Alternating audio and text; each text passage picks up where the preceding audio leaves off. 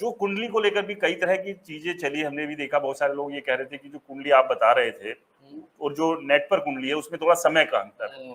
तो एक बार फिर से, क्योंकि बहुत सारे नए दर्शक भी हमारे साथ जुड़े, उन्हें भी एक क्लैरिटी आए। मैं वही बात बता रहा था जी कि नरेंद्र मोदी जी की जन्म कुंडली का जो समय दिया गया वो दिया गया दोपहर को 11 बजे।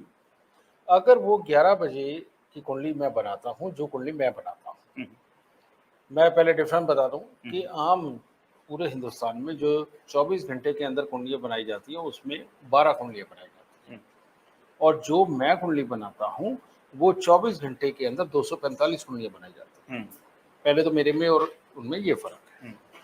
फिर उसी लिहाज से जब मैंने 11 बजे का टाइम जो उनका इंटरनेट पे उपलब्ध है उसको मैंने जब 3 मिनट कम किया तो मेरे को तब पता चला कि राजयोग उनकी कुंडली के अंदर है। क्योंकि अगर 11 बजे का मैं टाइम रखता हूं तो उनके कर्म क्षेत्र और 12वां घर जो सुख स्थान होता है, जो बहुत इंपॉर्टेंस रखता है, ठीक है, और 12वां घर ज्यादातर चीजों में लगा हो तो ज्यादातर चीजों के सुख नहीं मिलते। तो इन दोनों में लड़ाई ऐसी चल रही थी कि जिसके कारण वो कभी भी प्रधानमंत्री बन ही नहीं सकते थे। वो तो पहले मुख्यमंत्री बने, उसके बाद प्रधानमंत्री बने, तो इसका मतलब उनका 11 बजे का टाइम नहीं हो सकता। तो मैंने वो शिफ्ट करके देखा तो वो पहले 3 मिनट में ही शिफ्ट हो गया। तो वो लगन के अंदर चंद्र और मंगल की युति बनी, ये हुई। और उससे फिर जो उनके 11वें घर में ग्रह नजर आते वो 11वें में ना होकर के 10वें घर में ही 5 ग्रह इकट्ठे, ठीक है। तो ऐसी अवस्था के अंदर उनका राजयोग वो प्रबल बनता है। वो बात अलग है कि कितनी सीटों से जीते कितनों से नहीं, लेकिन प्रधानमंत्री जी के काम में अभी भी कोई कमी नहीं नजर आएगी। अब वो मेरे को आज जैसे पता चला कि नहीं कुछ कम सीटें रही या क्या रहा, लेकिन मेरे को उससे फर्क नहीं पड़ता। मेरे को तो सिर्फ इस प्रेडिक्शन से मतलब है कि हाँ ये प्रधानमंत्री बनेंगे या नहीं बनेंगे, ये प्रधानमंत्री बन के अच्छा काम कर पाएंगे या नहीं कर पाएंगे, ठीक है। वो उनको मैं वैसे ही देख रहा हूँ, वो अच्छा काम करेंगे और प्रधानमंत्री बनेंगे। यानी कि आप ये कह रहे हैं कि जो नंबर कम हुए, क्योंकि ये नंबर कम होने से अक्सर होता है ना, क्योंकि अब जोड़ तोड़ वाली सरकार हो गई है कि गठबंधन की सरकार आप बना रहे हैं, तो जिस इंडिविजुअल जो फैसले ले पा रहे थे जो दो उसमें कार्यकाल के दौरान, तो वो तो कहीं ना कहीं प्रभावित होंगे। ऐसा कुछ है कुंडली में या नहीं? अगर मेरे को वो प्रभावित होते हुए नजर आते तो आज मैं राज वो भी बात जरूर बोलता, ठीक है। मेरे को अभी ऐसा लग रहा है कि इनके काम जो भी इन्होंने शुरू करना चाहते हैं, अब वो ये कैसे जोड़ तोड़ करेंगे, किसके साथ मिलेंगे किसके साथ नहीं मिलेंगे, उनके अंदर मेरे को इंटरेस्ट नहीं और मैं वो चीजें जानता भी नहीं, मैं उनका ख्याल भी नहीं रखता। पर मैं इतना जानता हूं कि जो ये करना चाहते हैं वो हो जाएगा। जी हाँ, चलिए, ये अपने आप में बहुत अहम बात है कि अब ठीक है, सरकार जो है वो पूर्ण बहुमत अब बीजेपी के पास नहीं आ पाया। 241 के आसपास की सीटें जो है वो बीजेपी को मिल रही है यहाँ पर, और एनडीए लेकिन पूर्ण बहुमत के साथ यहाँ पर है। तो लेकिन सबसे बड़ी बात यहाँ पर यही है कि जो गुरु जी वशिष्ठ जी का भी कहना है कि जो करना चाहते हैं और जिस ताकत से करना चाहते हैं वो करते रहेंगे, उसमें कहीं कोई कमी नहीं होगी, जो कुंडली कह रही है यहाँ पर प्रधानमंत्री मोदी की। चलिए, गुरुजी से हम लगातार बातचीत करते रहेंगे। सबके बीच हरियाणा की तमाम 10 सीटों पर एक बार आपको अब लेटेस्ट अपडेट दे दे। सबसे पहले हम बात करते हैं कुरुक्षेत्र की। तो यहाँ पर अब बीजेपी के नवीन जिंदल जो है एक बड़ी बढ़त की तरफ बढ़ते जा रहे हैं। अब 21,487 की बढ़त जो है नवीन जिंदल ने यहाँ पर हासिल कर ली है कुरुक्षेत्र की सीट पर। और जो सुशील गुप्ता है वो अब लगातार पिछड़ते जा रहे हैं, जो कि शुरुआत में काफी लीड ली हुई थी। लेकिन अब सोनीपत से एक बुरी खबर बीजेपी और मोहनलाल बड़ोली जो कि बीजेपी के उम्मीदवार हैं उनके लिए, 14,119 वोटों से सतपाल ब्रह्मचारी जो कि कांग्रेस के उम्मीदवार है, पहली बार चुनाव में खड़े हुए थे, भूपेंद्र सिंह हुड्डा के करीबी है, वो 14,119 वोटों से अब आगे बढ़ते जा रहे हैं। तो ऐसे में लग रहा है कि अब काफी पीछे मोहनलाल बड़ोली छूट जाएंगे, ये सीट जो है अब कांग्रेस के खाते में जाएगी। लेकिन वहीं बात करें गुरुग्राम की, सुबह से राजबब्बर लीड ले रहे थे, लेकिन अब गुरुग्राम में राव इंद्रजीत ने 60,813 वोटों की एक बड़ी लीड हासिल कर ली है। ये अपने आप में एक बड़ी लीड है और यहां से अब राजबब्बर के लिए जीत पाना कहीं ना कहीं मुश्किल यहां पर है। फरीदाबाद की बात करें, कृष्णपाल गुर्जर शुरुआत से ही एक बड़ी लीड की तरफ जा रहे थे और अब इस लीड को बढ़ाकर उन्होंने 1,63,955 कर लिया। तो एक बड़ी लीड यहां पर कृष्णपाल गुर्जर ने भी हासिल कर ली है, यानी कि ये सीट कृष्णपाल गुर्जर बीजेपी के खाते में जा रही है पूरी तरह से। अब बात करते हैं हिसार की। हिसार में एक थोड़ी बहुत जो उम्मीद थी बीजेपी को कि शायद रंजीत चौटाला बाकी जो राउंड की काउंटी है उसमें जो लीड जयप्रकाश जेपी बना रहे हैं 24, 25, 30 हजार की लीड थी उसको तोड़ पाएंगे, लेकिन ऐसा दिख नहीं रहा है। लीड लगातार बढ़ रही है, अब ये लीड 40,750 पर पहुंच चुकी है। और वहीं अगर बात करें नैना चौटाला और सुनैना चौटाला को, दोनों को ही हिसार लोकसभा के लोगों ने बराबर का वोटों के जरिए प्यार दिया है। 19,840 सुनैना चौटाला की और 19,677 नैना चौटाला की। जेठानी देवरानी में बहुत ज्यादा फर्क जो है हिसार के लोगों ने किया नहीं, लगभग समान वोट दोनों को दिए हैं। वहीं बात करें अंबाला की, तो अंबाला से भी एक बुरी खबर जो है वो बीजेपी के लिए, बंतो कटारिया के लिए एक उम्मीद यहां भी लग रही थी कि शायद जो अगले रुझान, अगले राउंड की जो काउंटिंग जो है वो सामने आएगी तो कुछ यहां पर फर्क पड़ेगा। लेकिन यहाँ वरुण चौधरी अब अपनी लीड को बढ़ा रहे हैं, 42,180 पर वरुण चौधरी पहुंच गए और लगभग अब जीत की तरफ बढ़ते दिखाई दे रहे हैं। कुमारी शैलजा ने एक रिकॉर्ड मार्जिन जो है यहां पर बनाया हुआ है, 2,67,826 वोटों की एक बड़ी पहाड़ जैसी जो है बढ़त उन्होंने हासिल कर ली है। और अशोक तंवर अब बहुत पीछे छूट गए, अब दूर दूर तक भी कोई उम्मीद यहां पर नहीं है। तो सिरसा की सीट पूरी तरह से कुमारी शैलजा ने कांग्रेस के खाते में डाल दी एक बड़ी जीत के मार्जिन के साथ। वहीं मनोहर लाल खट्टर भी 2,11,685 वोटों की एक बड़ी जीत के साथ आगे बढ़ रहे हैं। ये मार्जिन मनोहर लाल खट्टर ने भी जो है वो पा लिया है। दिव्यांशु बुद्धि राजा कहीं भी दूर दूर तक नजर नहीं आ रहे। तो वहीं बात करें रोहतक की, 2,90,363 यानी कि 3 लाख की तरफ बढ़ रहे हैं दीपेंद्र हुड्डा रोहतक से। एक बड़ी जीत यहां पर दीपेंद्र हुड्डा भी हासिल करते हुए दिखाई दे रहे हैं। पिछली बार मात्र 7500 वोटों से हार गए थे, लेकिन इस बार एक उस हार का बड़ा बदला यहां पर लिया है। इसके अलावा बात करें महेंद्रगढ़ भिवानी की, तो 39,470 वोटों से आगे चल रहे हैं धर्मवीर सिंह, बीजेपी के उम्मीदवार है। और अब दान सिंह को धीरे धीरे वो पीछे छोड़ते जा रहे हैं। तो यहाँ पर जो स्थिति है फिलहाल हरियाणा में ये बन रही है और हरियाणा में अब 5-5 पर बीजेपी और कांग्रेस आ गई है। ये लगभग तय हो गया। अब सिर्फ ये जानना होगा कि कौन कितने सीट से यहाँ पर जीत हासिल करता है। अभी क्या लगता है कि प्रधानमंत्री नरेंद्र मोदी की जो कुंडली आपने देखी, राहुल गांधी की जो कुंडली देखी, अब देखिए यहाँ ये बात भी करना बेहद जरूरी है कि अब 100 से ज्यादा कांग्रेस ने भी सीटें हासिल की है। क्या लग रहा है कि कुछ मुश्किलें अब आगे राजनीतिक कैरियर में रहने वाली है, या सारी चीजें वैसी चलेगी, या फिर जो 75 साल की उम्र की जो बात थी, जो कि खुद ही नियम बनाया था प्रधानमंत्री ने, बीजेपी ने, तो क्या अब जब 2 साल बाद 2026 में शायद 75 साल के हो जाएंगे, तो ये कम जो नंबर आए हैं उससे क्या ऐसा होगा कि वो प्रधानमंत्री बने रहेंगे या फिर कोई और चेहरा देखने को मिल सकता है? 75 साल की उम्र तक का जो है वो उनका अपना पर्सनल एजेंडा है। मैं इतना जानता हूँ कि इस वक्त जो मंगल की महादशा शुरू हुई 2021 में इनके ऊपर, मोदी जी के ऊपर, वो उनको सपोर्ट कर रही है। 2027-28 तक वो उनको सपोर्ट कर रही है, ठीक है।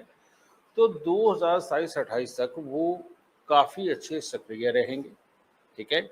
हाँ, इसमें मैं ये कह सकता हूँ कि 2027-28 तक वो अपने दमखम से, पूरे दमखम से अपना पूरा कार्य करेंगे, ठीक है। उसके अंदर मेरे को कोई बहुत बड़ी बाधाएं, अभी मैंने वर्षफल नहीं देखा है, बहुत बड़ी बाधाएं मेरे को जन्म कुंडली में नहीं नजर आई। अगर आप कहेंगे तो अगली एक मीटिंग के अंदर मैं आपको ये भी बता सकता हूँ कि कौन से वर्ष के अंदर वो क्या क्या करेंगे जी, ये तो अपने आप और में कौन से महीने के अंदर किस किस तरह के सिचुएशन रहेगी, क्योंकि लाल किताब इसमें सक्षम है कि वो पूरी महादशा का एनालाइज करती है। वर्षफल एक बहुत अहम चीज है लाल किताब में, फिर मंथ फल वो भी अहम चीज है, और फिर वीक फल यानी कि 1 हफ्ते तक की प्रेडिक्शन निकाली जा सकती है किसी भी इंसान के बारे में कि वो क्या कर सकता है। हाँ जी, चलिए आपको वीडियो भी दिखाते हैं जो हमने इस चुनाव के दौरान प्रधानमंत्री मोदी की कुंडली को लेकर बनाया था, जिसमें एक एक बात जो है गुरुजी वशिष्ठ जी ने बताई थी और वो अब पूरी तरह से सही और सटीक साबित हुई है। कुंडली के अनुसार अगर हम देखें, ठीक है, तो 1985 से इनकी शुक्र की दशा लगी, वहां से लगातार जीवन के अंदर आगे बढ़ना, क्योंकि 10वें घर से बढ़िया तो कोई घर ही नहीं है शुक्र के लिए। और एक योग है जन्म कुंडली के अंदर, लाल किताब के अंदर जो बताया जाता है कि शुक्र 10वें घर में हो और चंद्रमा पहले, दूसरे, चौथे या 7वें घर में हो, आदमी को दुनिया की सबसे टॉप क्लास लग्जरीज का सुख मिलता है। ये योग है। तो शुक्र की दशा आते ही वो योग शुरू हो गया। अब उसके बाद 1985 से ये शुरू हुआ। मुझे नहीं पता नरेंद्र मोदी जी, मैं जब से वो प्रधानमंत्री बने उससे तब से जानता हूं, उससे पहले क्या क्या हुआ मेरे को नहीं पता, क्योंकि मेरा नहीं इंटरेस्ट है राजनीति। अब ऐसी अवस्था में मेरे को इतना पता कि वहां से ये उठने शुरू हुए और वहां से 20 साल इनके पास थे, जो ठीक 2005 तक रहे। ठीक है जी।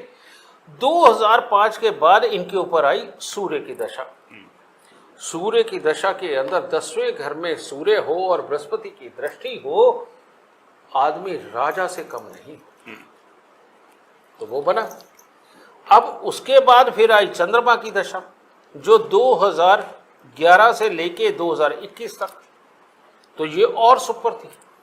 उसका कारण चौथे घर में बृहस्पति और पहले लगन के अंदर चंद्रमा, इससे सुपर योग तो लाल किताब के अंदर कोई और बोलते ही नहीं, कि जो खजानों का भंडारी और अपनी अकल से सब कुछ कर जाने वाला। कारण क्या? लगन में चंद्रमा, 11वें घर में और 30वें घर में कोई ग्रह नहीं, तो कोई भी इनको डिस्टर्ब करने वाला तो था ही नहीं कोई ग्रह।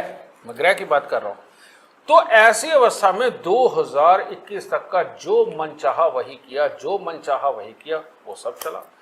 अब महादशा आ गई मंगल की 2021 से लेके 2028 तक। अब 2028 तक फिर वही मंगल लगन के अंदर भी बैठे।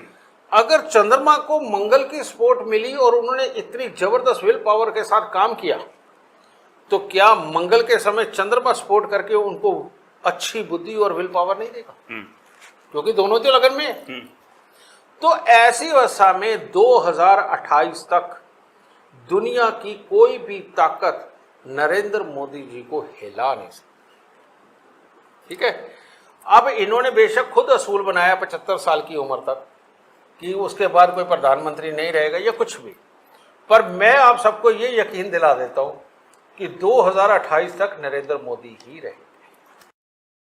तो ये वो वीडियो है जो कुछ रोज पहले हमने शूट किया था, प्रधानमंत्री नरेंद्र मोदी की जन्म कुंडली का डिटेल एक प्रोडिक्शन जो है वो की थी, और एक एक जो बात जो कही है वो जितनी कही वो पूरी तरह से सच साबित हुई। और जो अभी भविष्य में है कि 2028 तक जो अगले चुनाव आने, तब तक प्रधानमंत्री नरेंद्र मोदी रहेंगे प्रधानमंत्री।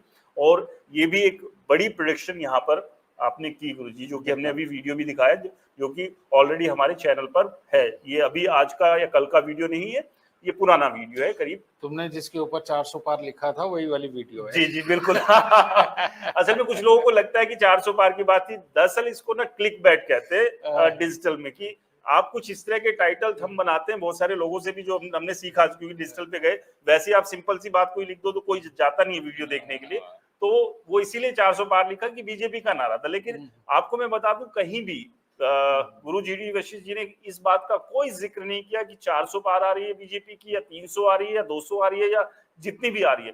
कहीं भी सीटों की गिनती के बारे में एक भी कहीं कोई बात नहीं जिक्र की है। आप एक एक वीडियो जाके कह सकते हैं। थंब पर जो जानकारी दी जाती है वो थोड़ा सा इंटरेस्ट, क्यूरियोसिटी क्रिएट करने के लिए होती है। जैसे आप फिल्मों के पोस्टर भी देखते हैं तो उसमें भी बहुत सारी चीजें वो करके किया जाता है, वो इसलिए किया जाता है। तो कहीं भी कोई भी ऐसी प्रोडिक्शन नहीं की गई थी कि 400 पार ही आएंगे, ऐसा कोई दावा गुरु जी वशिष्ठ जी की तरफ से किया ही नहीं गया था। वो एक थंब पर थी, वो बीजेपी का एक नारा था, तो उसको रिलेट करके वो थंब बनाए जाते हैं, जो कि क्लिक बैट होते हैं कि आप जाकर एक बार उसको देखेंगे, पूरा सुनेंगे। और जिन जिन लोगों ने पूरा सुना उनको पता है कि गुरुजी ने कहीं भी 400 पार की बात कही ही नहीं थी। तो कहीं कुछ गलत होने वाली गुंजाइश तो बचती ही नहीं है जब 400 पार का नारा दिया ही नहीं गया।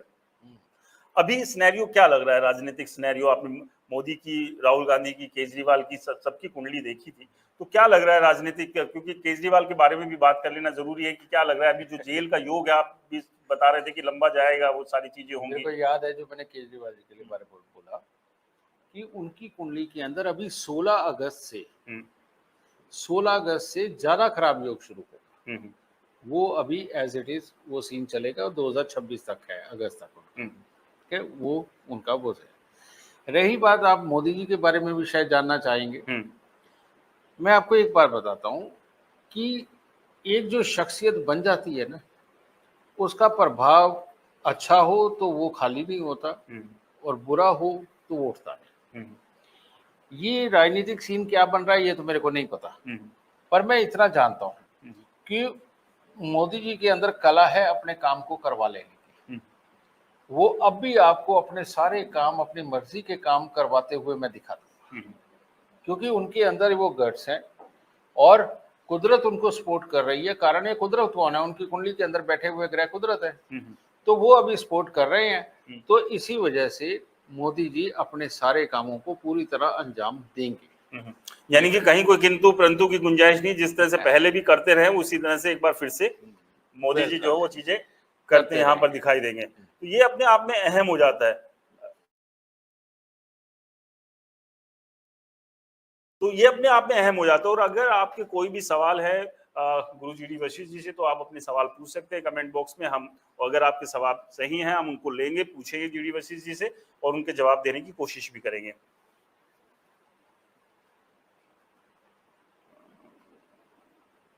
तो इस सब के बीच देखिए लगातार जिस तरह की स्थिति बन रही है, एक बार फिर से मैं अपडेट दे दूं थोड़ा सा हरियाणा के बारे में और उसके बाद चर्चा जो है हम आगे जारी रखेंगे। हरियाणा की जो सीटें हैं 10 में से 5 सीटें बीजेपी के खाते में जाती दिख रही है, तो वहीं 5 सीटें कांग्रेस के खाते में जाती दिख रही है। सबसे पहले कुरुक्षेत्र की बात कर लेते हैं। कुरुक्षेत्र में लगातार नवीन जिंदल जो कि बीजेपी के उम्मीदवार है वो बढ़त बना रहे हैं और 19,113 की बढ़त उन्होंने बना ली है। और अब यहाँ से ऐसा लग रहा है कि अब शायद नवीन जिंदल यहाँ से पीछे मुड़कर नहीं देखेंगे। तो यहाँ ये सीट की तस्दीक लगभग सी तय हो गई है कि यहाँ पर नवीन जिंदल जो कि बीजेपी के उम्मीदवार है वो जीत हासिल कर रहे हैं। अब बात करते हैं सोनीपत की। तो सोनीपत में शुरुआत से नूरा कुश्ती चल रही थी, एक पहलवान दूसरे पहलवान को पछाड़ रहा था, लेकिन अब यहाँ पर सतपाल ब्रह्मचारी जो कि कांग्रेस के उम्मीदवार है 14,119 वोटों से आगे चल रहे, तो यहाँ भी लगभग जीत की तरफ अब बढ़ते दिखाई दे रहे हैं सतपाल ब्रह्मचारी। राव इंद्रजीत की बात करें 64,627 वोटों से आगे चल रहे हैं। एक बड़ा मार्जिन जो है उन्होंने राज बब्बर के खिलाफ जो है वो पा लिया और उम्मीद लगाई जा रही है कि लाख सवा लाख के आसपास ये जीत का अंतर हो सकता है। यहाँ पर पिछली जीत के मुकाबले कम होगा जो कि कैप्टन अजय यादव के खिलाफ राव इंद्रजीत ने पाई थी, लेकिन एक जीत यहाँ ठीक ठाक अच्छी जीत जो है राव इंद्रजीत यहाँ पर हासिल करने में कामयाब रहेंगे। अब बात करते हैं हम फरीदाबाद की। फरीदाबाद में कृष्णपाल गुर्जर भी एक ऐतिहासिक जीत की तरफ बढ़ रहे। पिछली जीत के मुकाबले काफी फीकी है, लेकिन फिर भी 1,60,743 वोटों से अभी तक बढ़त बनाए हुए हैं कृष्णपाल गुर्जर महेंद्र प्रताप सिंह कांग्रेस के उम्मीदवार के सामने। जयप्रकाश उर्फ जेपी की बात करें जो कि हिसार से कांग्रेस के उम्मीदवार है। एक बार के लिए कहा जा रहा था कि अगर कांग्रेस जेपी की जगह किसी नॉन जाट चेहरे को मैदान में उतारती तो शायद ये सीट क्लियर निकल सकती थी, लेकिन जयप्रकाश जेपी ने यह बताया कि जाटों के बीच भी वो एक सबसे बड़े जाट नेता बनकर उभरेंगे इस लोकसभा सीट पर। जीत के मामले में 40,750 वोटों से आगे चल रहे हैं जयप्रकाश उर्फ जेपी जो कि कांग्रेस के उम्मीदवार हैं। अंबाला से भी कोई अच्छी खबर बीजेपी के लिए नहीं है। 42,180 वोटों से बढ़त बना चुके वरुण चौधरी बंतो कटारिया के सामने।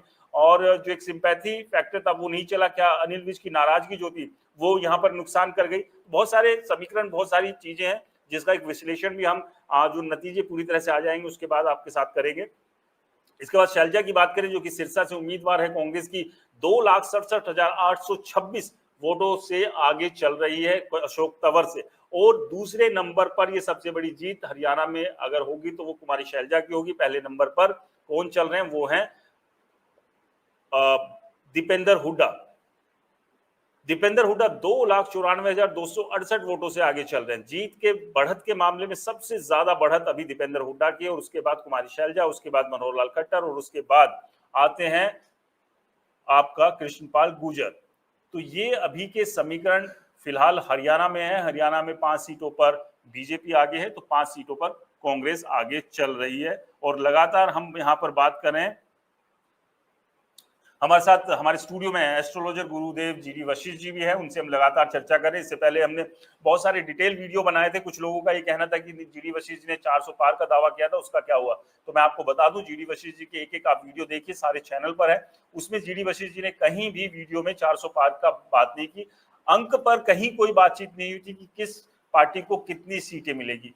यहाँ पर बात की गई थी कुंडली में जो ग्रह नक्षत्र जो है वो क्या कह रहे हैं। एक एक वीडियो आप देख लीजिएगा, टाइटल थम थोड़ा सा अलग होते हैं। जी मैं बता देता हूँ मैंने उसके अंदर क्या बोला था, पूरा वीडियो देखो। मैंने उसमें एक ही बात कही थी कि बीजेपी अपने सहयोगियों के साथ में सबसे बड़ा दल बन के उभरेगा जी, और नरेंद्र मोदी वापस प्रधानमंत्री। ठीक है, और मैंने ये कहा था कि वो पूरे दमखम से काम करेंगे, पहले से भी अच्छा जवान होकर के काम करेंगे। मुझे तो लगता है ये उनके लिए अमृत हो गया कि अगर कोई सीटें कम भी आई हैं तो उससे फर्क नहीं पड़ता, अब उनको उल्टा ज्यादा मेहनत करनी पड़ेगी। बिल्कुल ठीक बात है। ठीक है। और देखिए ये लगातार जो बात ये कहते भी रहते हैं लोग कि भाई विपक्ष को मजबूत होना चाहिए, लोकतंत्र के लिए अच्छा होता है, तो ये तो अब अच्छा है, इस पर तो खुश होना चाहिए इस बात के लिए कि नहीं नहीं ये तो 400 पार कह रहे थे, इनकी तो आई नहीं, देखो ये अच्छा है, बैलेंस रहेगा। अभी कुछ साथी जो जानना चाह रहे हैं भिवानी महेंद्रगढ़ के लिए, तो मैं आपको बता दूं यहाँ पर धर्मवीर सिंह 48,953 वोटों से राव दान सिंह से आगे चल रहे हैं। तो ये भिवानी का अपडेट था। रॉयल रिलोकेशन रॉयल जी आप जो पूछ रहे थे, तो ये बिल्कुल आप ठीक कह रहे हैं कि एक बड़ा दल बनकर उभरेगा और वो बड़ा दल एनडीए है, करीब करीब 300 के आसपास सीटें जो है एनडीए की पहुंच गई है। और अब लेकिन वही बार बार वही सब चीजें थी कि जो कामकाज की भी आप बात करें कि भी अच्छा है, वो मेहनत ज्यादा करेगी बीजेपी, क्योंकि होता है कि एक जीत के बाद एक बड़ी जीत और एक बड़ी जीत, तो कहीं ना कहीं दिमाग पर भी वो चढ़ जाती है वो चीज। ये तो इंसान की फितरत है कि हमारे यहाँ कहते हैं एक ज्ञानी, रूपवान और धनवान, इनको घमंड का अधिकार होता है, और जब सत्ता के अंदर आदमी शीर्ष स्तरों पे बैठा होता है तो उनके अंदर स्वाभाविक ही कुछ ना कुछ घमंड आता है। लेकिन ये भी बात सत्य है, घमंड कभी भी कहाँ भी और कैसा भी हो वो एक दिन टूटता चला है। ठीक है जी, घमंड तो रावण का नहीं चला, ठीक है, और अगर घमंड हम अपने अवतारों का भी करें तो उनको भी कभी ना कभी जिंदगी के अंदर बहुत बड़ी बड़ी समस्याओं का सामना करना पड़ा कि वो अवतार भी रहे लेकिन उसके बावजूद समस्याएं उन्होंने भोगी। ठीक है, यही कारण है कि हमारे यहाँ के अवतारों में ये दिखाया ही नहीं जाता कि उन्होंने कभी घमंड में कोई काम किया, दिखाया क्या नहीं जाता, उन्होंने किया ही नहीं। ठीक है, इंसान होने के नाते हम बहुत सारे काम ऐसे कर देते हैं कि जिसमें हम बहुत सक्सेस पा जाते हैं, वहां जाके कुछ ना कुछ घमंड आता है और एक बार फिर वो दौर आता है जब इंसान नीचे आता है। बिल्कुल ठीक बात कह रहे हैं कि आप जब ऊंचाइयों पर जा रहे हैं, अगर उन ऊंचाइयों पर चलते चलते अगर आप अपने साथ घमंड की पोटली बांध कर भी जा रहे हैं, तो आप समझिए एक टाइम पर थका देगा वो आपको, आपका घमंड, और आपको उतनी तेजी से नीचे भी लाकर गिरा देगा। तो इसलिए घमंड को हमेशा जब ऊपर जा रहे हो नीचे ही छोड़ देना चाहिए, उसको साथ लेकर जाने की जरूरत नहीं है। अच्छाई, सच्चाई, अच्छी नीयत, ये सारी चीजें साथ लेकर जानी चाहिए।